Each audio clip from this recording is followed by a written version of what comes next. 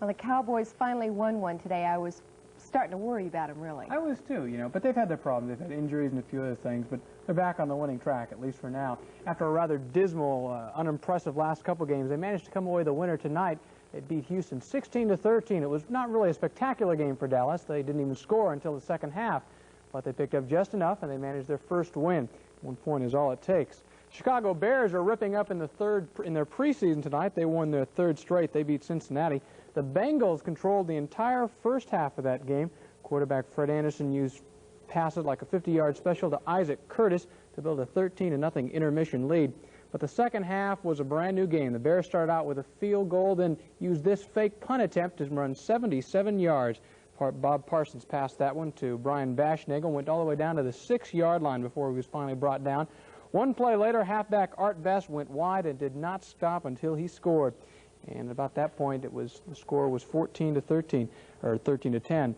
At that point, the defense took over. Mike Spivey put the winning points on the board by intercepting Jack Thompson's pass. It was then a running game. 44 yards for the touchdown that won the game. Final score, 17-13, Chicago over Cincinnati. In other games, Washington dumped Atlanta. Tampa Bay won its first this year, 14-7. San Diego did not score much, but it was more than New York, and that's all that really matters. Score we just got in, Green Bay beat Buffalo 7-6. Detroit had little trouble with Cleveland. Kansas City wiped out St. Louis. Miami and Minnesota, I believe Miami won that one just a few moments ago. Los Angeles managed to beat a tough Seattle squad, and the final score we still don't have in. That's between Denver and San Francisco. Well, all you diehard Dodger fans will be happy to know that the boys in blue have moved up another notch. They topped the National East leader Pittsburgh 5-1 tonight.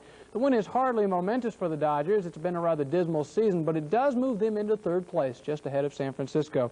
It still doesn't mean they're in contention, though. They're sitting about 13.5 or 12.5 games behind Houston in the National West. Meanwhile, the Houston Astros lost tonight. They lost to Philadelphia, a tight one, 1-0.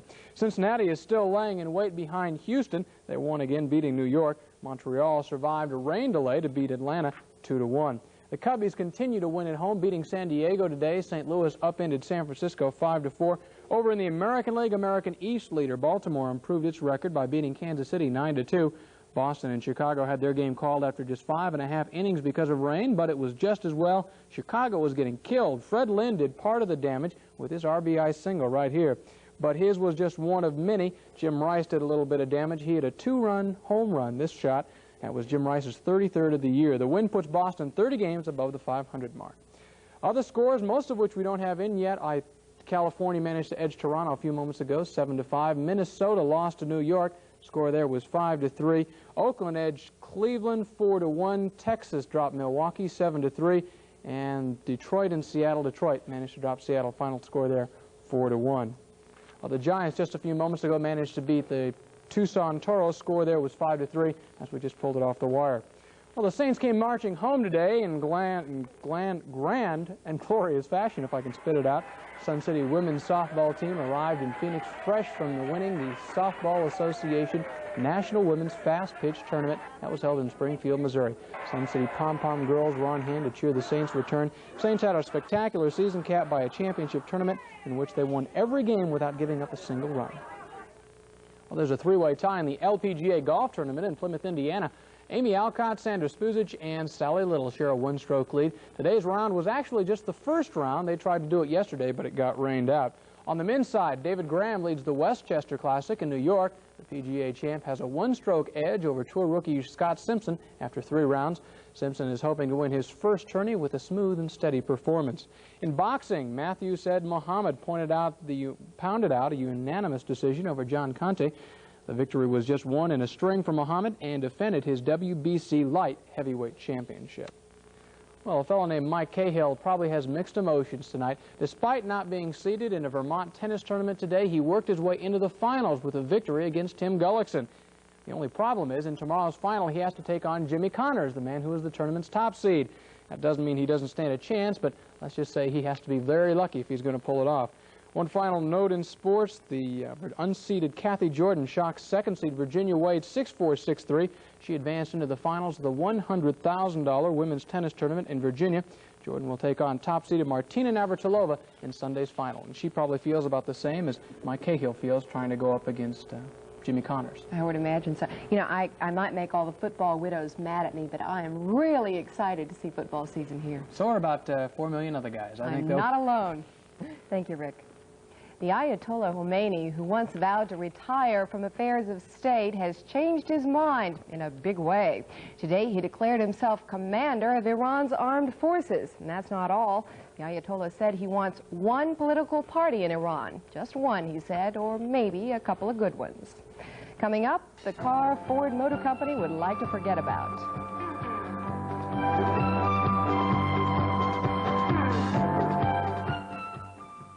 Hey, wish you owned a truck full of gas?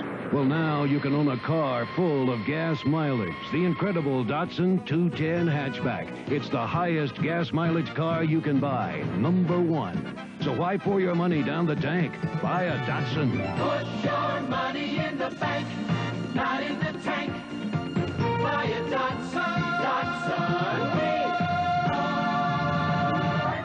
To save you money.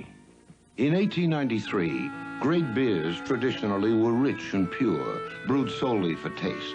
A part of this tradition was a beer from Joseph Schlitz, Erlanger.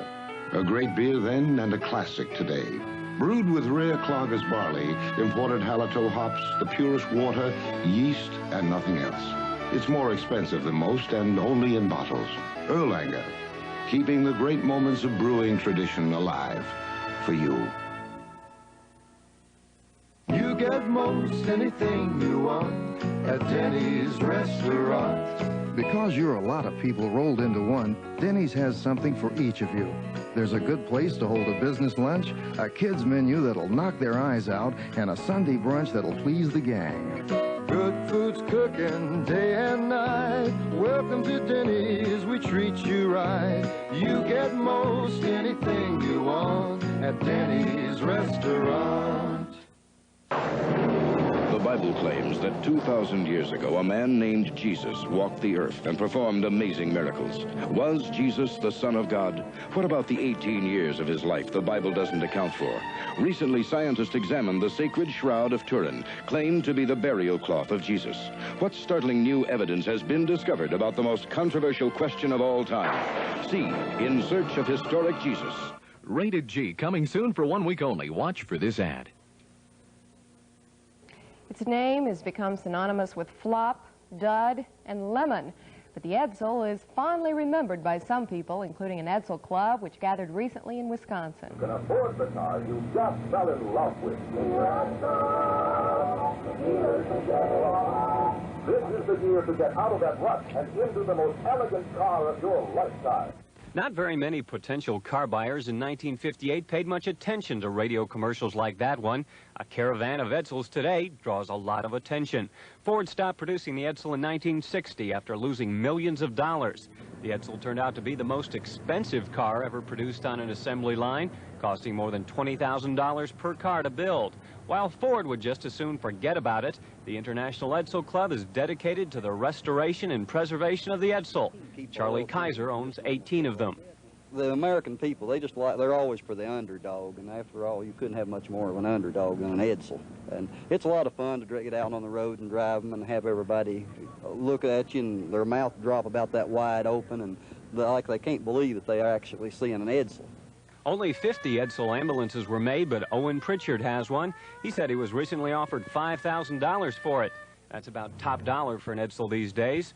Besides ambulances, the rarest Edsel is the convertible. Only 76 were made in 1960. Paul Yount once owned 49 Edsels. Now he's fulfilled his dream of owning an Edsel convertible from each of the 3 years they were made. Just got in my blood and got to buying. So, friends would say, oh, here's an old Edsel set, and I'd go and buy the darn thing. Club members enjoy the attention the Edsel gets. One said, "Who notices your car? But you can spot an Edsel blocks away." John Campbell for NBC News, Madison, Wisconsin. Funny. Well, you know, Chrysler didn't build the Edsel, but maybe they ought to take a look at it. Good idea there. You know, I was thinking maybe we all ought to send a sympathy card to the poor guy who owns 18 of them. That's Action News for 10 o'clock. We'll all be back tomorrow night at 10. Good night.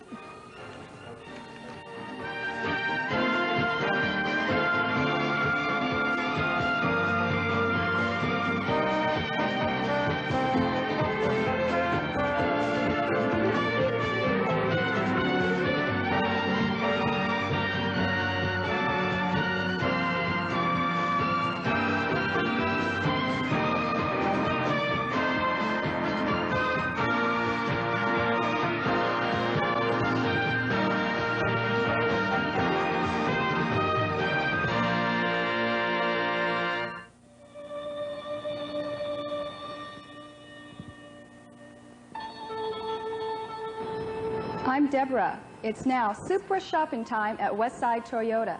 You've asked for them, we've got them. Westside Toyota is going to sell more Celicas than ever before. We're dealing like there's no tomorrow. You know, when Tom Hood says at Westside Toyota, we'll treat you right, I can assure you he means it. You see, he's my dad.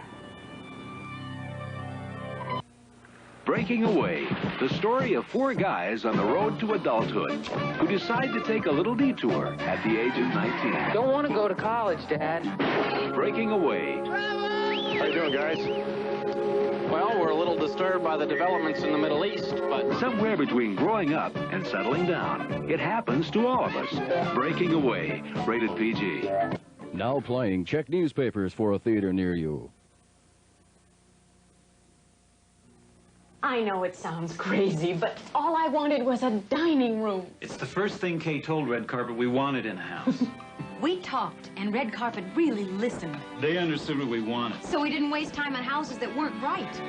They understood about the size, about the location. And about my dining room. About everything, even how much we wanted to pay. Red Carpet showed us houses we wanted to see.